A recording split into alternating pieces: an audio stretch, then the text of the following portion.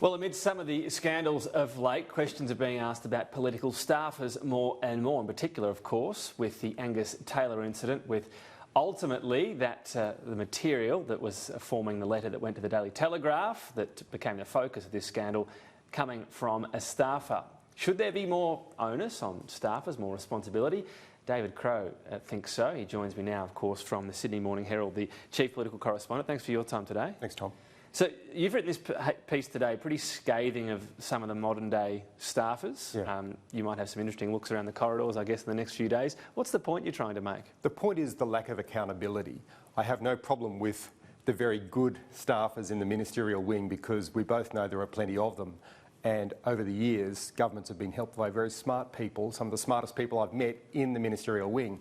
However, there's just a lot of them, and you don't see a lot of them because some of them are doing party political work behind the scenes. Like, there's nothing to stop ministers hiring some of these 449 advisors and getting them to do party political work in an office where they're getting back to their Liberal Party or Labor Party branch and doing factional things. So we do see this blurring of the line between what is party business and what is government business. So a lot of people would sort of say, well, look, that's politics, that's fair enough. Yeah. You've pointed out the recent review of the public service said at least half should have public service experience. Your point here being the more you get with that sort of experience, the more they'll care about actually doing the job they're supposed to. Yes. And the less focused they'll be on whatever it might be. It could even be an internal factional play and spending their time on that sort of stuff. Yeah, and surely the objective is to get better outcomes from government, to make government more effective.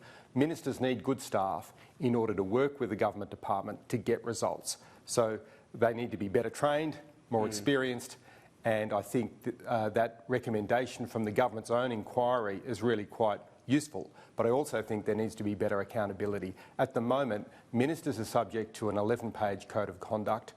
The standards for ministerial staff are really only one page on a website. It's very vague.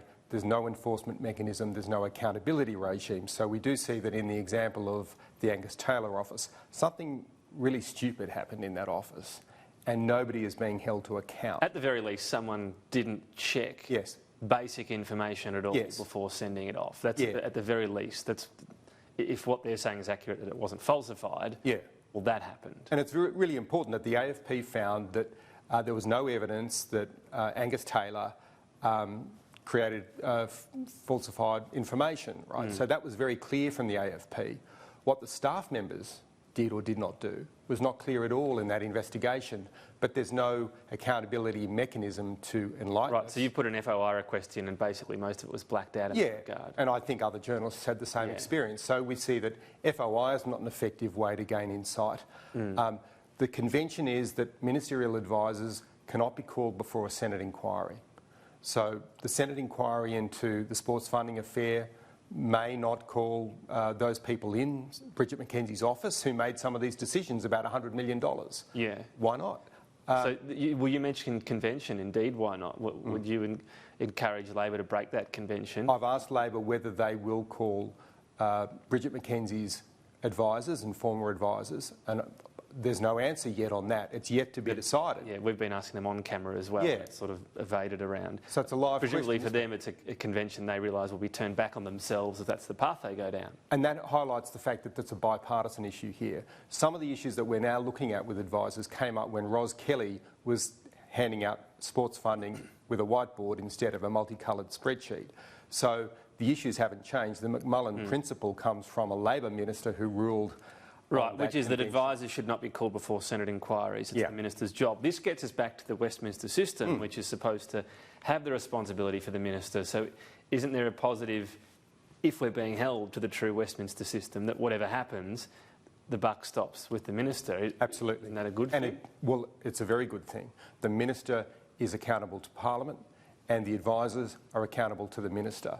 So the buck stops with the minister, and I don't think we want a regime where there are excuses for ministers who do the wrong thing. So has that been happening? Because this is listed as a reason. Well, I've discovered a staffer sent this out and so on. Whereas if you say, well, if this is sent out under your name, you need to be across it. Well, I think that still applies. Accountability rests with the minister in the end. That should always apply. But I don't think it should mean that advisors remain anonymous and don't have to account for decisions that they may make or advice that they may give that turns out to be deeply flawed. Advice such as, here's some numbers about the City of Sydney's travel expenses, we should use this. Really bad So advice. as soon as, your point in terms of not being anonymous, as soon as we heard from Angus Taylor this was a staff member, your argument is we should know which staff member, and that should be something they questioned. Yes. First of all, we know who it was. So it was Josh Manawatu at the time.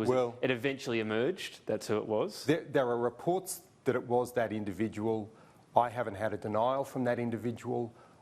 I want to be really careful about not making assumptions about what happened in that office, because the fact is I can't be certain, and there's no accountability mechanism that can shed more light on it. And so that ambiguity will always be there unless we find a different way to deal with these kind of situations.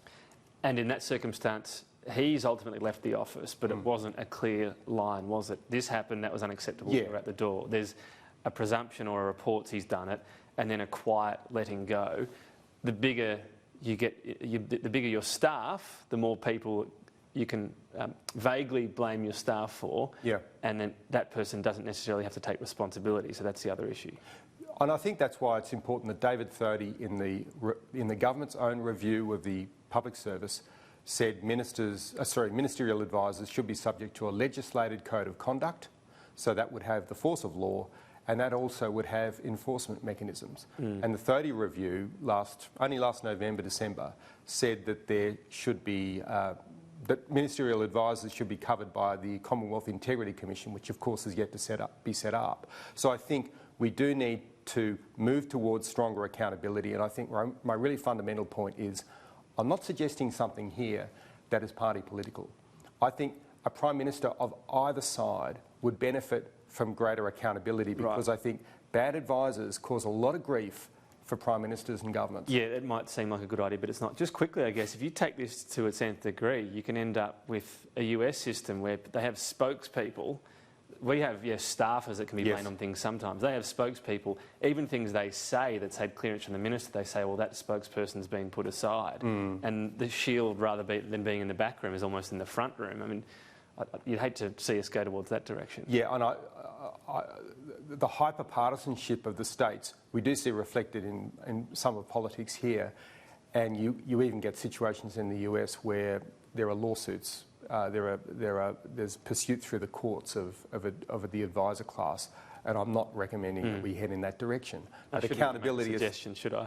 Yeah, well, I mean, you don't want an open-ended change that turns everything into open slather, but I think a strict and targeted accountability regime has been recommended to the government. They should pursue it. David Crowe, appreciate your time. Thanks, Tom.